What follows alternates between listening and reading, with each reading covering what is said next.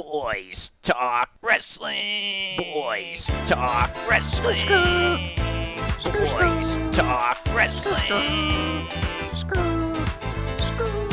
BTW, BTW, BTW, BTW, BTW, BTW. Welcome to episode number 2 of Boys Talk Wrestling. BTW, BTW, BTW. I'm Colin. I'm Lamb, and today we are joined by our third man. Third man. Yeah, what's up? It's me, Camel. Nice. So, this time we are reviewing Survivor Series 2002. I'd like to thank our dear friend Tilts for suggesting this in the comments of our first video. What's his YouTube username again? I forgot. Something stupid. Fucking idiot. But yeah, I'm glad he suggested it. So yeah, I guess we'll just jump right in. Survivor Series 2002 from Madison Square Garden. It opened with a video package detailing the 2 world title matches.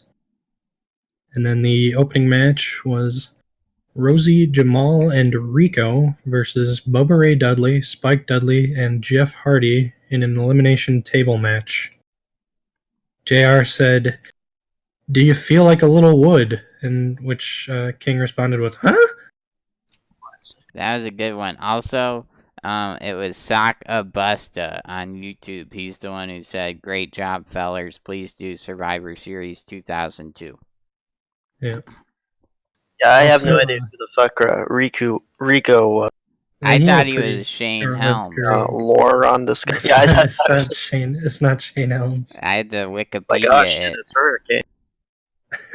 And when Howard Finkel was introducing them, he said, 3-minute warning, and Rico. Like, he sounded really unenthusiastic. It was pretty funny, actually. It is fucking Rico, to be fair. Yeah. I mean, he was there for like a few years, actually, but he was just kind of like a jobber. Yeah, like the video, like the Titantron, I was like, holy crap, that's Hurricane Helms. But it wasn't. So it started off hot with a few big moves before Bubba yells to get the tables. Rosie runs into a table but is not eliminated, as JR explains that you have to be, put through it. If you run into a table, it doesn't count. Happened quite a lot in this match. Yeah, there was a mind if I interject? We have 2 dead wrestlers in this match. I want to start having a count so we know. We can do that if you want, sure. Yeah, we got Umaga and Rosie, who are both dead. Surprise, Spike Dudley is not dead. And Jeff, kind of. Yeah. Well, Spike I wouldn't expect to be dead, but Jeff, he's been through some stuff. They killed Spike Dudley with like this face first reverse double powerbomb through a table. Oh yeah. It elicited a holy shit chant, but frankly, it was pretty low on the list of like insane Spike Dudley deaths over the years. Yeah, he got owned.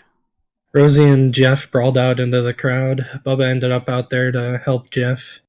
Jeff eventually climbs up to the balcony, and he does a swanton through a table that Rosie was on, and that eliminates Rosie. Yeah, it's not a hardcore Jeff match without him jumping off of some stuff. The interesting part, though... kind of didn't look that high, but it was still pretty cool, I guess. They started brawling, and then the camera cut to Bubba in the ring brawling with Rico, or whoever the other guy was. I don't remember. But, yeah, it was kind of funny, because you would just think that Rosie's just holding him on the table for like a minute for Bubba to run over there and save him. So then Jeff ends up running through a table that Jamal throws at him, which, again, I guess doesn't count as an elimination. He tripped. Yeah, he did. Yeah. Especially the table hitting him. Yeah, he was running yeah, on the top of the barricade, and he kind of like fell and Jamal threw the table at him. It was kind of funny looking, actually. It was like the TLC match where he's trying to like ballet through the ladders and Through the falls ladders, on yeah. his face. It was actually pretty similar to that, although not nearly as high risk. Yeah. So then Jamal immediately does a splash off the top rope out to the floor through a table that Jeff was on. So Jeff is dead. So it's down to Jamal and Rico versus Bubba.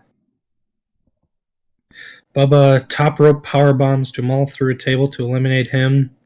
Then Rosie and Jamal just come back and help Rico despite the fact that they're eliminated. And then Devon Dudley comes out for the save. The crowd went pretty nuts for that. Testify. So Bubba and Devon gave Rico the 3D through the table for the win. I thought it was a good finish. Yeah. Pretty hot kickoff. Yeah. I was marking out when Devon came out because I put 2 and 2 together that I guess he got separated from. Yeah, they were. I think Bubba was on Raw and Devon was on SmackDown. Great idea by Vince McMahon and friends to split up the 2 guys that are only good as a tag team. Yeah. I thought we were going to get some heel heat by having a Boys 3-minute warning win, but it was very nice to see them actually give the fans something to cheer about at the beginning. So then they threw to Stacy Keibler at the failed WWE restaurant, The World. And Saliva did a live performance of tonight's theme song. It's that song that goes, I love you, I hate you, I can't live without you. I've got chills just hearing it from you, Kyle. They should do that more often. So amazing.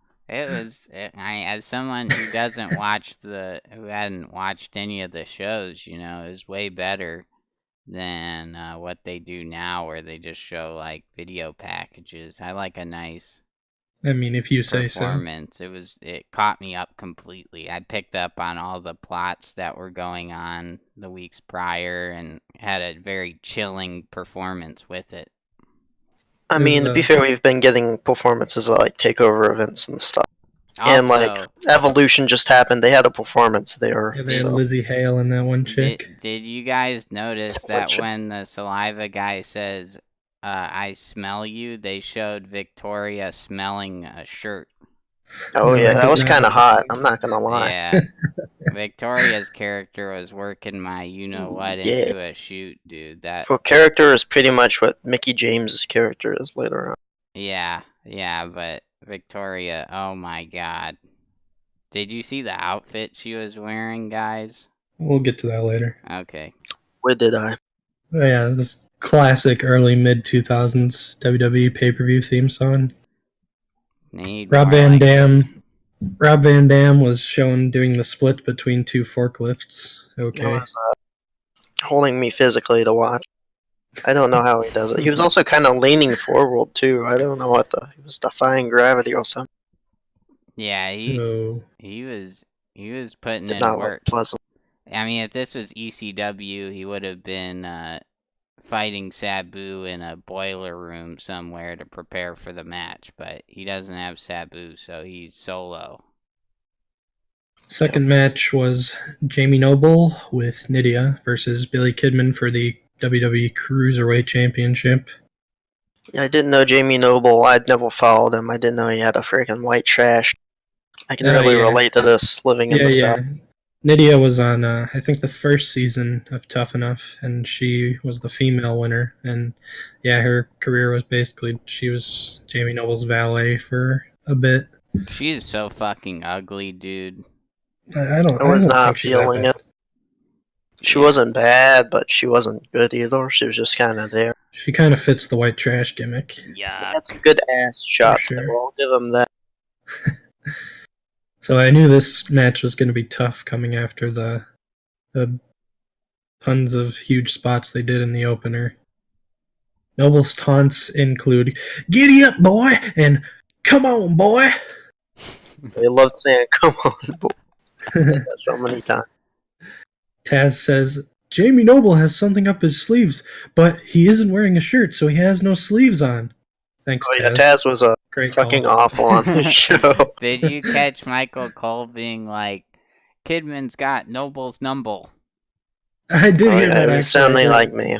I didn't write that, but I did hear that. Yeah, Also, I was Michael marking Cole out. dressed like a straight pedophile tonight. What the hell was he? Yeah, well, we actually went over that with Hog Wild, the wardrobe Oh shit. choices. Yeah. And Michael Cole was the only one with the Well, they were poor wearing wardrobe turtlenecks choice. and leather jackets there too. No. I mean, they were wearing the jackets, but Yeah, they were just wearing the leather jackets. But yeah, Cole did look a little off. And Taz was looking very young. So Kidman did a crossbody off the top rope to the outside, but the crowd didn't react at all. They had seen so many huge spots earlier. But then Noble did a tiger bomb for a near fall. Kidman did like this face first suplex thing off the top rope for a near fall. And then Noble did a DDT with Kidman draped off the top rope for another near fall, and then they got the crowd going. Nydia tried to interfere, but Kidman fended her off and then did the shooting star press to win the Cruiserweight title.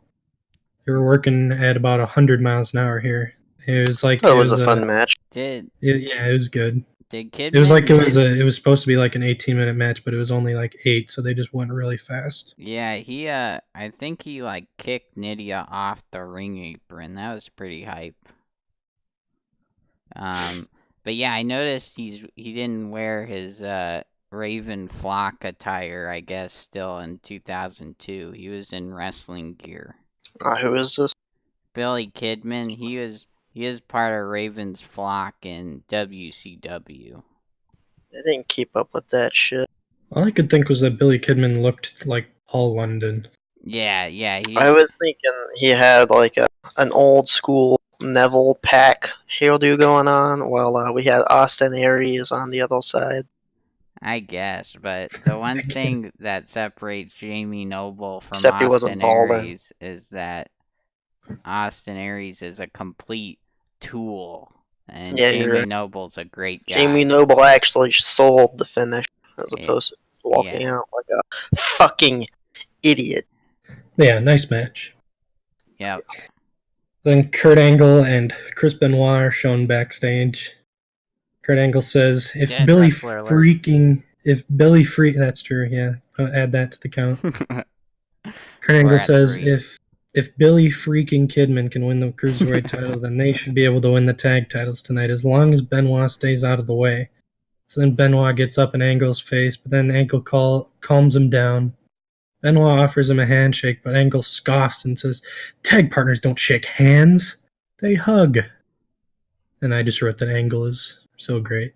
Yeah, where is this Kurt? Did he get like kidnapped and killed or something, and we're stuck with imposter Kurt Angle now?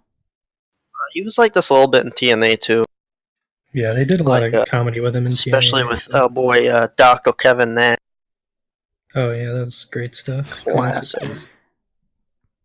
Yeah, that is a good segment. I enjoyed it. Yeah, where was Kurt Angle to calm Chris down on that fateful night? I don't know. Anyways, Get over Jericho was shown backstage preparing. Holy Christ, Chris Jericho was jacked. Anybody else notice that? He was on the juice. Like, was not huge. awful, like fat or anything. He just looked. Yeah, I didn't like the beard. I don't like the beard and the like braided ponytail. I can live with the ponytail, but the beard just throws me. Yeah, he looked kind of like he wants retarded. to be in saliva. Yeah, I mean, which is what it comes out to later on in the show. It was a dated look. So then next, some like hidden camera or something in the dressing room shows Victoria talking to herself. Apparently the mirror says that she's talking to says that Trish Stratus is prettier than her. So she smashes the mirror and then she rips up a cardboard Trish Stratus. Yeah, that was cool. I really wish they had gotten the TNA crew of the future to hide behind paper towel roll and then like fit the camera in the paper towel roll like a good old TNA segment. Yeah, that's true. They always have like the cameras like going through ladders and stuff. Yeah, but I guess the security camera's okay. So then we had Trish Stratus, the WWE Women's Champion, versus Victoria in a hardcore match for the women's title. Oh wait, wasn't the camera that was on Victoria, wasn't it called like the girl cam or something? It was No, really I weird. can't remember what it was. It was Something. something FU or misogynistic. something. I don't even remember. FU, I think. Oh. I don't know what that's So about. I I was don't know what getting the fuck you're talking misogynistic about. vibes. I was a little offended. Speaking of misogynistic vibes, like we were talking about how Evolution was this last week, and I just said that Jerry Lawler's commentary is like really awkward, like in this current era of women in yeah. WWE. I was Kind of wish we could have had Jerry Lawler on Evolution. That It would have made been big. me think of the. I saw an ASP thread recently, and it showed a picture of King, and it said his gimmick is that he's a pervert, and honestly, that's pretty much it. That's all he offered, Pretty really. much. And So, then the video package, Victoria said to Terry Runnels is like, "You got nice puppies." Like, who the fuck says that? that's right. Yeah. We were talking about Hoodles when I was eating dinner tonight, and my cousin brought up that WWE used to call them puppies. God damn. Specifically, they did that. Nobody Yeah. else called them puppies. Yeah, Yeah, that's true. No one else did. Yeah. Okay, go on, Colin. So they used assorted plunder throughout the match. Victoria pulled a mirror out from under the ring. They were going to do something with the mirror, but at some point it broke somehow. Want to do the Trish call stepped limit? on it. Yeah, I was watching pretty closely. I had my my 16 times scope on, and yeah, Trish actually like was moving her feet, and then she stepped on the mirror. It shattered, and then you can hear faintly in the background. I just want to say in general, throughout the whole pay-per-view, I was hearing the wrestlers talk way more than I usually do as a casual viewer. But Yeah, yeah, you could hear them every now and again. yeah, and They then were talking too much. a faint voice in the background goes, "Brr, brr, brr. The mirror is broke. The mirror is broke." I think I it don't was know the what ref. the fuck that It is. was Charles Robinson. I think it was the ref trying to tell them that the mirror's broken. Yeah, so they had to get out a fire extinguisher, and they made Victoria bleed, though. Well, they didn't make her. She was bleeding from her nose. She got hit or Yeah, something. she got hit by the garbage can one too many times. That shit Yeah, was loud. They hit, yeah, she got hit pretty damn Yeah, hard a few times. There were some headshots too. I think I remember seeing Trish take at least one. Yeah, they were going Which hard. there were a bunch of headshots during this pay-per-view. Speaking of Evolution, when all these retarded women are all like, "Oh man, we didn't have serious wrestling back then." I mean, they were taking headshots. I've never seen Sasha Banks take a headshot. Freaking pussy. It's true. Start getting some concussions and then talk to me. Freaking losers. So Victoria beat her with a suplex after spraying her with a fire extinguisher to win the title. I said this wasn't much, but it wasn't horrible. It was just like I thought it was pretty hardcore horrible. I think It was like a women's hardcore match from this era, which was usually pretty bad. The work was okay though. Yeah, I thought the finish came out of nowhere, kind of. Oh, yeah, it did. Yeah, she won with a suplex. Trish was all like, "Throw me back in," and then, and then, yeah, that stuff was kind of funny. But I thought it was good because of Victoria's outfit. She was wearing like this one-piece outfit. Yeah, it was good on the eyes, and yeah, I mean, it was. They didn't really try and wrestle; they were just hitting each other with shit. So I appreciate that. Would you say her puppies were looking nice? Yeah, I would say so. They were just flopping around. Flopping.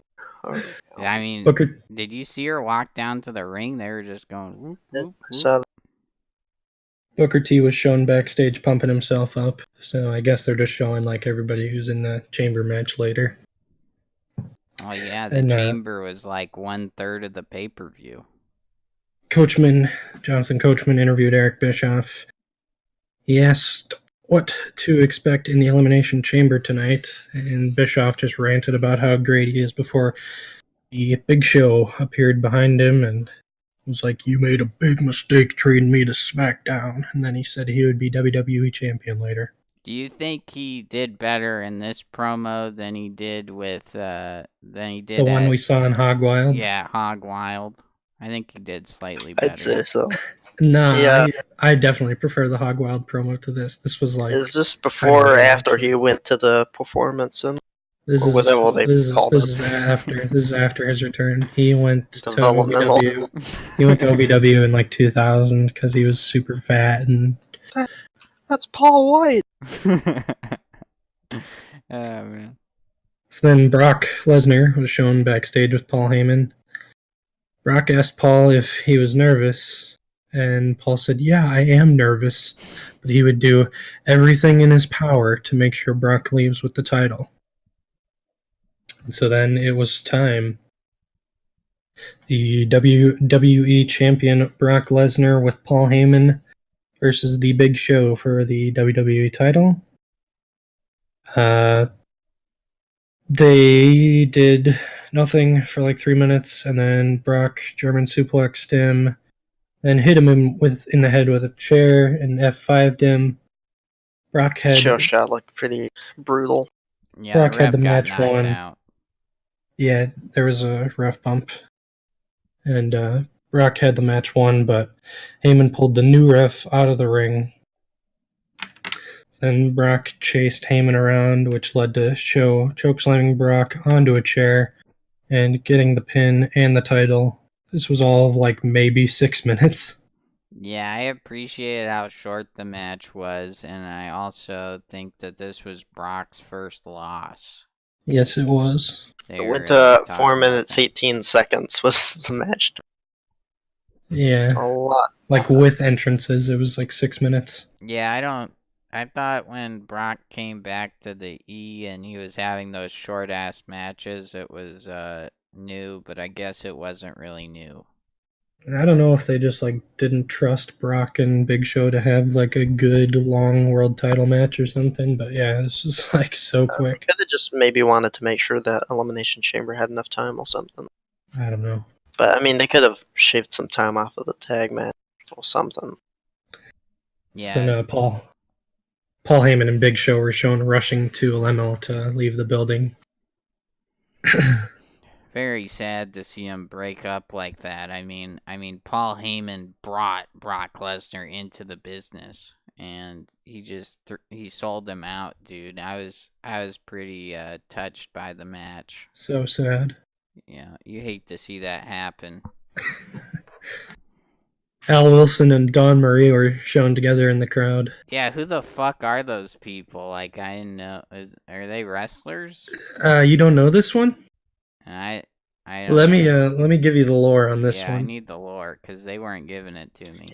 Based Al. Dawn Marie was a wrestler in ECW. Well, more accurately, she was a valet in ECW. ECW. And she came to WWE later on. And Al Wilson is the father of Tori Wilson. Oh. And the storyline is that Dawn Marie is she is going out with Al Wilson to blackmail Tori Wilson into sleeping with her, Dawn Marie. Oh. It's a pretty good story. This is a storyline? This is all a storyline? Oh, yes. They aren't actually dating? No. You see, we need some stories like that today. So I'd like that. How much better Evolution would have been if they were fighting over an old man. Like, come on. Yeah, they even had a marriage on TV, Al Wilson and Dawn Marie. Yeah, because that's what it said. It said Al and Don Wilson or something. And they were eventually the storyline ended when Al Wilson had a heart attack due to having too much sex. I kid you not, this was the storyline. That's It's a like good storyline. Yeah, it's It's like one of the better. worst storylines they ever did. It's better than the storyline of Kane or sleeping with the Kitty dead Vit. or Triple H sleeping with the dead girl. It was the storyline was Kane, and then Triple H acted like he did a reenactment. Yeah, that. Yeah, we got. Hey, it's me, Kane. Yeah, that's Then, the storyline that you hear. That's the super offensive one. I never yeah, heard that's of like this one. everybody's first example. Yeah. And Snitsky punting the baby was pretty good. Yeah. Or I love Gene Snitsky. Terry Runnels having a miscarriage as well. That's another one that people would point to. What about Goldust becoming a gay thing? You mean the artist formerly known as Gold? Yeah, that was probably pretty racy at the Was time. that was something. And the part that was really racy was Jerry Lawler calling him a flaming fag. That's a good one. I didn't know he did that. I'm just quoting him. Yeah.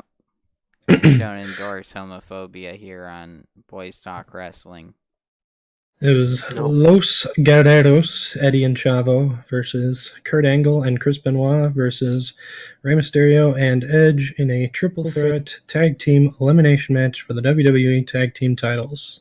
Did they come up with Los Guerreros during the match? Because at first they were the Guerreros, and then it was Los Guerreros by the end.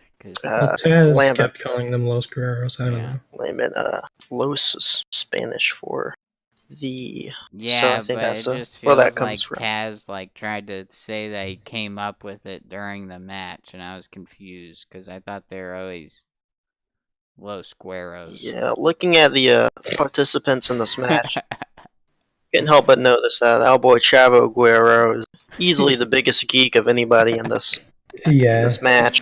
By a long shot, and also when our Guerreros came out, the signs were hilarious, dude. Oh yeah, there was some pretty racist signs referring to Chavo and Eddie as saying they should mow their lawn and stuff, and how they'll pay them with beer and $2 and whatnot, stuff like that. You know. Yeah, this is a pretty good leap from Hog Wild with the racist fans. Yeah, we have a theme Confederate going on flags here. at Booker and Stevie Ray.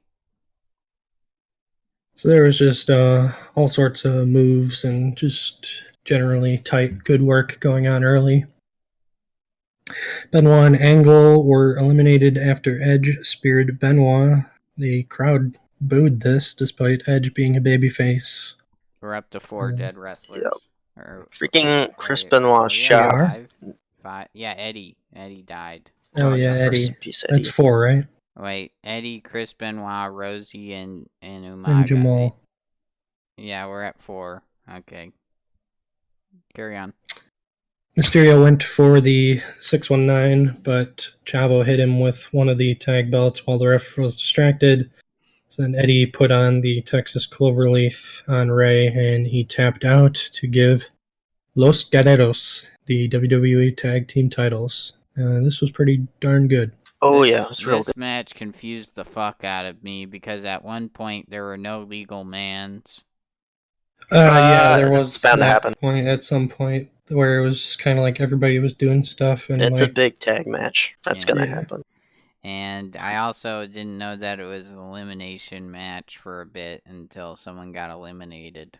Yeah. But yeah, I enjoyed it. Lots of wild stuff like Chavo hitting Chris Benoit with the title belt and then throwing it to Kurt, and then Kurt and Chris Benoit made eye contact, and then they started beating the crap out of everybody in the ring after they got eliminated. Rey Mysterio looked really good in this match. He did a lot of cool lucha spots. He also had a couple of botches too, though, like where he supposed to land on like the turnbuckle or something. He just kind of falls down and Colt starts punching. I don't know if that was exactly a botch or not. But... Yeah, Kurt looked at him for a second, and you can see Edge being like, "Oh my god!" And then it looked like he was supposed to bounce off the turnbuckle and then back on Colt or something. But and then Kurt just started stomping his head in. Yeah, Ray was the man during this time period. Oh yeah, he's a beast. Yeah, Ray seemed improved from his Hog Wild performance. And Ray was really great back then too. He didn't really show it as much during the Hog Wild match. Yeah, I don't think he was bad at Hog Wild. I just think they let him do more crazy stuff in this match. But yeah, Ray was beasting. He was in the ring with like 3 and 4 of the greatest wrestlers of all time. Yeah, we had lots of Wrestling Observer Hall of Fame members in this match. And future Hall of Famer Edge. We can only hope.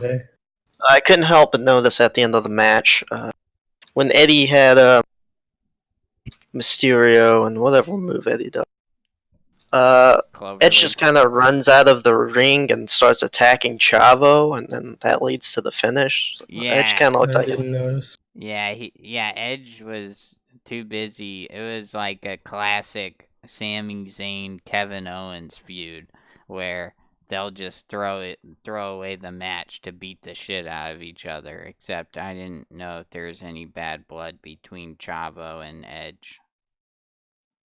There would be later on. I think there was bad blood between the all 3 teams. Like these 3 teams, or these 6 people, like had a lot of matches between them at this time. Yeah, they carried the SmackDown 6. Yeah, they carried SmackDown. They had match of the year. Yeah, No Mercy 2002, which was like just before this pay-per-view. It's like really, really great match. Is that what they debuted the title? Actually, no. That one's just Angle and Benoit versus Mysterio and Edge, but it's really, really great. Yeah, I think that's what put Mysterio and Edge in the tag team tournament. Or that was the finals of the tournament. Oh, okay. Yeah, because this is right after the brand extension. Yeah, it's shortly after, yeah. The brand extension would have been in like July, and it's November, so. Yeah, they're getting all the new titles and stuff, because this was the first ever brand extension. Then Chris Nowinski came out. You guys know him? Another guy I didn't know. I know this guy just because you told me about him. He's the concussion guy. I think he's on Tough Enough. Yep, he was on the first season of Tough Enough. He didn't win, but he still got a contract. Complete garbage, dude. This guy was making me want to skip the segment right when I was. Yeah, I knew of this segment. I didn't know the ending. I didn't know it was this segment though. Yeah, right when I was about to. Oh yeah, and then I was like, oh shit, I gotta see this, dude. Chris Nowinski, he retired in like 2003 or 2004 due to concussions, and used his Harvard big brain to found the, what is it? I think it's called like the Legacy Institute or something like that. But he's a like huge name in like the concussion research field, and he was pretty hard against WWE for a long time, but then I think WWE started funding him, so he doesn't really go after them at all anymore, which is kind of sad. Yeah, shout out to whoever gave this guy the concussions to make him hang up the boots, because would have been a shame if he had a long career. Yeah, he wasn't ready for cutting a long promo in the middle of the ring, I'll say that. But yeah, I couldn't help but be reminded of Big Cass promos listening to him, which is never a good thing. He just insulted the crowd and said that they were unintelligent, and then called them stupid. Yep, Matt Hardy version 1 came out. Oh yeah! And he acted like he was gonna defend New York, but he just ended up calling them losers. Do you have the map backs for us by any chance? Oh, I got it. One of them was like he degrees. He likes to keep the room at a toasty 75 degrees, and that he only drinks low-fat chocolate milk or something like that. Those are some good facts. Yeah, JR and King were so pissed off that. I'm about to get to that. After he called them losers, and they were just kind of talking for a while, there was like nothing was happening. JR says, "Where is this going? I would also like to know." Get the hook. And Matt then, also, they finally. yep, he said, someone get the hook. I have to think it was probably Vince was in his headset, like burying the segment. It was awful. But then Scott Steiner's music hit, and this is his debut, I think.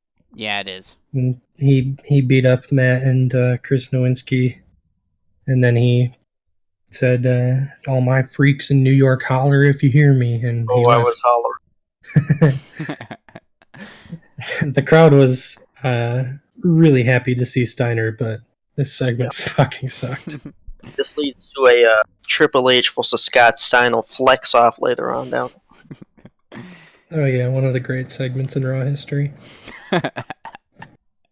Yeah, I was really loving how when Scott came out there like Big Booty Daddy is here. And The big booty daddy.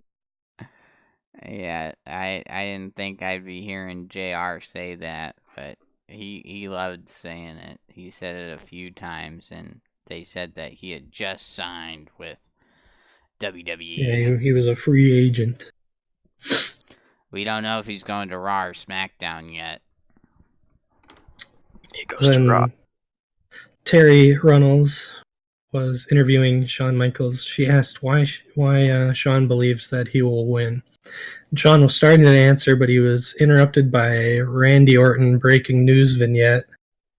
Yeah. With his broken arm, and he asked the fans to send emails to getwellrandy@wwe.com.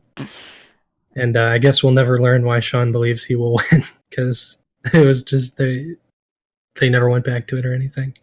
Shawn's hair looked absolutely awful. Yeah, I don't know what the hell he was thinking. The barely shoulder length haircut. Yeah, he was trying to do a soccer player haircut. It's looking like Dora the Explorer. Oh yeah, and then later he was wearing those pants as well. You know, the famed pants. You know, the famed brown tights. He had some nice cowboy boots on too. Yeah, he hadn't adopted the chaps in the ring yet. And then Jonathan Coachman was interviewing Triple H, who was with Ric Flair.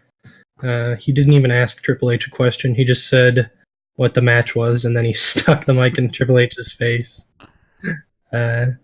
Triple H gave a classic 2002 era Triple H promo where 5 of the best men in this business, and he said he will walk out still being the champ because he's that damn good.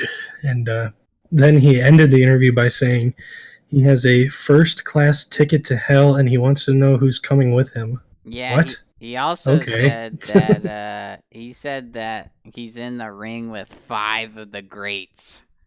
Yeah, 5 of the best in this business. Yeah, a lot of people beg to differ with our boy RVD. I know Lamit's not one of them. I'm an RVD fan. Hell yes. Dude. Kane, all-time great. Yeah. Chris Jericho, he's fat right now. Booker T, he's pretty base. I think Booker T is undervalued, and RVD, Chris Jericho, I never saw the appeal in him, but apparently he's a Hall of Fame guy, and Edge isn't, so he must be something. But in wrestling, man, dude. But yeah, what was I gonna say about Triple H? Oh yeah. I heard that he stole everything from Shane Douglas, so. He's not very. Triple H isn't very talented. I'm pretty sure. Inside scoop. Yeah, that's why I was watching an old ECW YouTube video once, and everybody's commenting like, "Oh, this is where Triple H got it from." So I take their word for it. Oh yeah, totally. Fuck Triple H.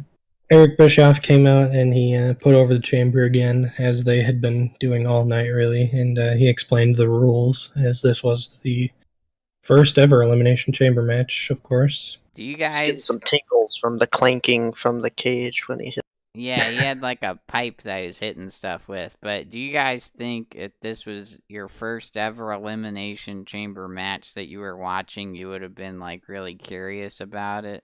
Because I was like, I've seen. You mean the rules, or Nah, What the just hell is like, going on? oh my god, there's so much steel everywhere. There's It does have kind of a wacky design to it. It looks 500 kind of cool, miles, yeah. 500 miles of fencing around and bulletproof glass, dude. I mean, at this point, the craziest It's, thing people have it's seen is like bulletproof. It's 3 not gauge. Shawn Michaels proof.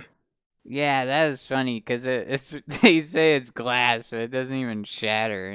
And Eric Bischoff tried to Well, lock it's himself. plexiglass. He was trying to lock himself in, and he was pulling it in the wrong direction, so the ref had to like help him out.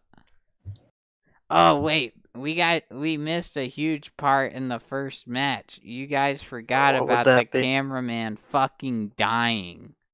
Did you I guys must have see missed that? that. Oh my god. I think it was in the Rosie Umaga match, but someone That was the flew first over match. yeah, someone flew over the top rope and hit the camera guy, and a ref had to come out and help Oh him. shit. Yeah. I didn't notice that, no. Oh man, I should. Okay, anyway, back to the chamber. Okay, so yeah, it's Triple H, the World Heavyweight Champion, versus Booker T, versus Rob Van Dam, versus Chris Jericho, versus Kane, versus Shawn Michaels in the first ever Elimination Chamber match for the World Heavyweight Championship. Woo! The World's Heavyweight Let's Championship, go. as No, they refer to it multiple times. I thought they said world. Yeah, JR was saying Worlds quite a lot. I know So Triple was, H always used to love to say worlds. Yeah, I believe El Boy the King was too. Ooh. So yeah, Oh. it was Rob Van Dam and Triple H who started it off. I instantly knew where this led to. Wait, you're missing the Chris Jericho entrance where they go back out to Saliva, yeah, that's true. and then they Yeah, perform Saliva the was song again. Saliva was performing that King of the World song. Yeah, that Shivers down my spine. It was beautiful. dude, that fat retard who sings for Saliva, dude, he has quite the voice on him. Oh yeah, I love Saliva, dude. Yeah, RVD and Triple H started it off. Triple H bladed within like a minute, like no Yeah. joke. They don't blade He in runs into the WWE. He They runs into definitely the were side of the blading gate. in this match. Dude, he cut himself on the fencing, dude. It's Oh a yeah, sharp for sure. fence. Yeah, that fence, it's just razor edged. Yeah, It's like- RVD was beating the shit out of him, dude. It was insane. He wasn't even trying. So then the third person, or the first person out of the chamber, was Chris Jericho. Jericho and Triple H then just double teamed Rob Van Dam for a long while, and RVD got his shit in a little bit. What do you think of RVD getting all of his shit in and then going to the top of the plexiglass thing and then They're getting Chris ahead of us. Jericho? that's later. No, Chris Jericho Oh, yeah. held his feet before he got out there. Oh yeah, that's true. That's true. Yeah, he was holding And he his kicked feet. Jericho in the face, and he fucking busted his ass. I think that was a potato, like we like to call it in the biz. Oh yeah, those were some ECW kicks right there. Yeah, he got one right in the fucking dome and hit the ground. That was awesome. I got a pop out of that. The fourth person in was Booker T. Van Dam went to the top of one of the panels again and gave the 5-star frog splash to Triple H, but there was no cover. He didn't get all of it, sadly. He hit Triple H in the throat with his knee. He crushed his trachea, is what happened. Oh man, I love the jumping off the top of the thing because they always hit the ground before they hit the other guy, and so like RVD. It's kind of hard to do. Yeah, he like knee plants one knee hits Triple H's neck, the other one like hits the mat, and he's just fucking dead. I thought RVD trips, was gone. rolls over, and the ref goes over to ask him like if he's okay, and you can just see him nod no. Yeah. And Triple H was kind of taking a nap after that. Yeah, that was a big move. So then Rob Van Dam was eliminated after a missile dropkick from Booker. Kind of an anticlimactic way to leave, but At least it was a missile drop. Yeah, it was a missile drop kick, and the commentators were like, "Oh my god, Rob Van Dam just took himself out of the match for no reason. This guy Yeah, is in matches like crazy. this, you'll see like missile drop kicks and suplexes finish a lot, Yes, sometimes, yeah. or eliminate, not finish. But yeah, they played it off as Rob Van Dam fucking killing his knee when he Yeah. landed on fucking Triple H's neck. I think Triple H took the opportunity of being down from the frog splash to cut himself up some more. Sounds about right. Dude, He they came don't up with a bit play more it blood. like you would have saw. They didn't- Dude, You Ric would've Flair was saw out there, it, dude. They They didn't couldn't ban not. bleeding until like 2008. Yeah, he had the crimson mask. So then Kane came in. Booker was eliminated. It's me, Kane. Yeah, Booker was eliminated after a choke slam from Kane and a lion salt from Jericho. Jericho bladed at some point Of because he course. started bleeding. Shawn finally came in, so it's down to Shawn, Triple H, Kane, and Jericho. Kane gave everyone choke slams, then tried to tombstone Triple H, but Triple H got out of it, and then Kane got hit with a super kick from Michaels. Triple H then pedigreed Kane, Jericho lion salted him, and Kane was done. The one thing that I thought was interesting is that we were like 35 minutes in, it felt like, when Shawn finally got to get out. Yeah, I did notice that. It's like 5 minutes between each yeah, one. I think it was literally 5 minutes. So that's 20 minutes in. You that get has the to final be so boring, like just It was standing taking forever. there, like just I think watching them. I think in future chamber matches they had to have it had to be less time. Yeah, it was like 2 minutes. I feel like it was like soup, and then they're all out. So then it's down to the final three, and Jericho and Triple H went back to working together. This time on Shawn. Shawn started bleeding because why not? Well, they forced that one because Chris was like, bleed, goddammit, and he couldn't get him to bleed. So then Triple H had to come over and do the signature punches and to make the dude bleed. And then Shawn was bleeding like a stuffed pig. They did some rubbing his face on the chains too. Oh yeah, those razor sharp fencing. Yeah, Chris Jericho wouldn't shut the fuck up throughout the whole match. He's like, Oh yeah, you son of a bitch! You son of a bitch! Yeah, I really liked that actually. I always love it when Jericho does that. I don't know why. Yeah, and we also missed RVD giving the middle finger to Jericho. That was an epic moment. Oh yeah, dude, super epic. Yeah, I think JR called it a one finger salute. I remember that call. Shawn made a comeback. He put the Boston Crab on Jericho. Then Triple H DDT'd Michaels.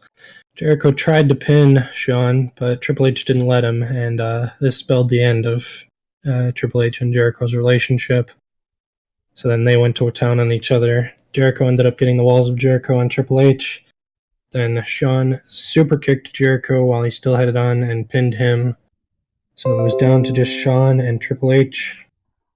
I gotta say, that has to be a horrible feeling, and you got the walls of Jericho locked in. You're like, man, he's got to tap, otherwise I'm about to get super kicked. And he just has to watch the super kick hit him in the face, and he can't do anything about it.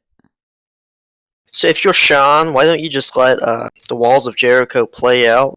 Yeah, I kind of thought so too, but I guess, maybe in kayfabe he wanted to beat Triple H himself, you know what I mean? Yeah, fair enough. The ring psychology here was lacking at some points. But so Shawn and Triple H worked together for a while. Shawn tried to give Triple H a pedigree onto the steel, but Triple H countered and slingshotted him into and through one of the glass panels. Later, Shawn dropped an elbow from the top of the chamber. Shawn went for the super kick, but Triple H caught the leg and pedigreed him, and Shawn kicked out after a delayed cover. Took Triple H like 10-15 seconds to go for the pin.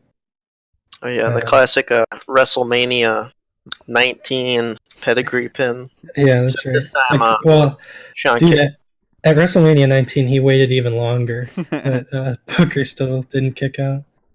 People like you don't get to be champ. Then Triple H went for another pedigree, but was back body dropped, and then Shawn hit the kick for the win and the title. JR was going completely nuts. Yeah. Well, at the beginning of the match, JR said that if Shawn won, it would be like Michael Jordan coming back and leading his team to victory, because Shawn, he's fresh off of coming back. He just had the This is I only Quit Shawn's second match or back. Last Man Standing match or Street whatever. fight. Oh, okay. Yeah, he had that, and then now he has this match. So they hadn't seen him for a while, and he was doing crazy stuff considering how bad his back is. He's like, Shawn better by Michaels now, is the absolute freaking man, after all. yeah, the elbow His drop second match was did very not miss a beat. crisp, very crisp elbow drop. I rated it a 10. Yeah, there was a moment while they were outside of the ring brawl, and Triple H slipped on some of the plexiglass and almost busted his ass. That was pretty fun. Yeah, Yeah, I love seeing JR was just suffer. completely just marking out, putting this over, and that's how the show went The off ending the was air. really good between Shawn and old Trips. Hey, this was a Overall, great really good, match, obviously. really Yeah. good match. But the ending was what really got me hooked. I really miss having an announcer who's so good. Yeah. You don't really get that anymore. Any wrestling show you watch now, even if it's JR commentating, he's not good anymore. Morrow can bring it, but he's Yeah. got to slip in those goofy references. Yeah, he's too. got. It's That can mess it up sometimes. He's got to put in his. He's got to prove to the people how hip he is and whatnot, and Yeah, it's just like, really cringeworthy. he would have commentated that, and then he'd be all like, "Oh my God, Shawn Michaels is rolling for the pin, guys." That's probably what 2002 Morrow would have been like. Something like that. But yeah, it was a good match. I enjoyed my guy RVD beating the shit out of Triple H for like 15 minutes. Did you enjoy him destroying his trachea? Yeah, I thought that was cool. Apparently, that was cool. Apparently, RVD was almost champion earlier in the year. But He had Ric like Flair fucked him over. championship match with Brock or something, I think. Actually. Yeah. Well, but yeah, so Triple H had it coming because Ric Flair stopped my guy from being the world's heavyweight champion. Yeah, sure. So, what did you guys think about the show overall? Overall, pretty good. I couldn't help but notice it was not a traditional Survivor Series tag match. That's true. I didn't even notice that. But I feel like the Elimination Chamber was supposed to fill that role of. Well, there was the tag match too. I guess was Elimination. Yeah, so, but still, it wasn't really like a Survivor Series match. Traditional. Yeah, I'm just comparing it to Hog Wild, because that's our last pay-per-view that we watched. But yeah, it was better than Hog Wild. Not as many gimmicks though. There weren't motorcycles going off. There was a guy with an air horn. I mean, there were a lot of gimmicks on this show. Oh yeah, the air horn. Like when Shawn jumped off the cage and did the elbow. Horn. I didn't know if they edited the. For some reason, they accidentally said shit or something, and for some reason they edited it on the network. Yeah, with an air horn, Camel. They would edit it with an air horn. But yeah, I don't know. But yeah, there was also one after the pin. There was an air horn. Another thing that I liked is that they didn't censor the headshots. Well, they don't censor anything like that on the network. They'll censor it if they like post on YouTube or something, but on the network they, for the most part, leave stuff alone unless there's like copyrighted music or something. Yeah, I love the headshots. It was a good show. My sleeper match of the show is definitely Victoria versus Trish. Gotta put them over. They did a great job beating the shit out of each other. I'm gonna go Kidman Noble my sleeper match. Yeah, that match was good. Yeah, for sure. yeah. Kidman's nothing to sneeze at. I'm with you Full on smash. that I'm giving it to Trish and Victoria. I had no idea what was going on. I just saw two bimbos in the ring who belonged in the kitchen instead. one. Oh my Jesus. god, dude. That Also, match. it's worth noting the pre-show or whatever you want to call it, the dark match was Lance Storm and William Regal defeating Goldust and the Hurricane in a tag team match. How is that worth note at all? Oh, It's just also, it's a match that happened. I don't know if you guys remember, but in the Trish Victoria match, King out of nowhere is just like, "Oh man, she's got to rip her clothes off now," or something. Yeah, that's like along what I. those That's lines. like exactly what I was talking about. Yeah, How his he's commentary a is awkward. He's beast, just like, dude. I hope that you rip each other's clothes off. It's like Jesus, man. Yeah, I thought this show was really good. Yeah, it's surprised. Yeah, I hope next show we watch is a lot worse. Yeah, I want to see some crazy weird shit. Yeah, I think we might have to watch an ECW pay-per-view for some real gutter trash. Oh yeah. Well, once again, please feel free to post your suggestions in the comments or wherever. Yeah. We're always open to that. Yeah, make sure to request a new show, and let's get a show from a different company, because we've covered WCW, we got WWE. WWE. They said WWE a lot tonight too. Well, not tonight, but on the show. Yeah, Michael Cole hadn't gotten to the point where he's like WWE. WWE. Yeah. Taz was saying WWE a lot. Yeah, well, Taz doesn't. Taz is like English is his second language, so. That is true. Is that true? Yeah, when Kidman's theme came on, because it was a new theme, Taz was like they would say, this is a hot beat. I forgot. I can't. What was his song again? It was the one that goes. Yeah, it was like Enzo Amore did it. It was Enzo Amore performed that. But yeah, Kidman had some hip hop for his intro, which I was. I don't know how much that fit him. Yeah. Yeah, but he's like, "Oh, I'm gonna be the champ," or something. Is some really generic lyrics, but I like the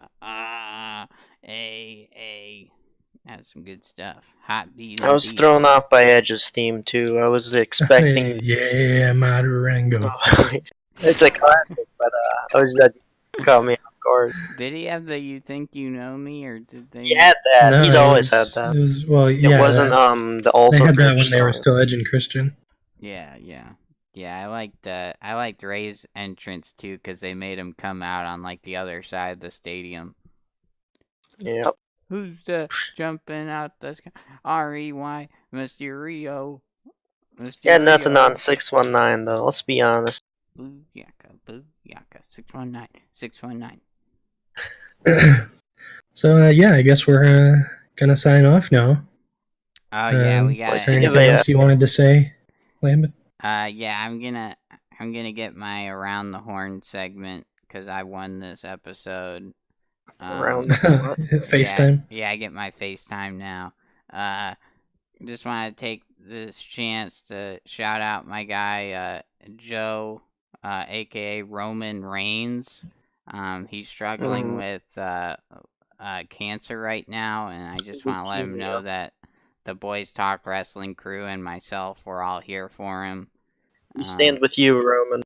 Yeah, his name's My fist Joe. is in the air right now. His name's Joe, guys. Don't call him Roman. And he's Joe now. Also, shout outs to Tony Storm for really stealing the show this past week. Okay. Just kidding. Yeah, she's got a big ass. Just kidding. Oh, Go Becky. Go Becky. I can get down with that. Fuck up Ronda Rousey. She's gonna rip her arm off. Fuck Ronda Rousey. Okay, that's my shout out. Alright, boys. Plug your twiddles and whatnot. I am One Lamb on Twitch TV on Twitter. It will be on the screen. How about you, Camel? That's subject to change, by the way. I am at AH_CameLion. That's CAMELION. Wait, E as in Aragon? What? CAMELION. Yeah, I wasn't sure if he said E or a different letter, so I wanted to Yeah, confirm. E as in Aragon, Camel? fucking stupid. Yes. Okay. Okay. How about you, Colin? I'm at Colin7_. And that's all for tonight, folks. That's episode number 2 in the books. Yeah, subscribe to our channel and leave a comment like I said earlier. Thanks for And watching, we'll fellas. see you next time. BTW. BTW. BTW, BTW, BTW.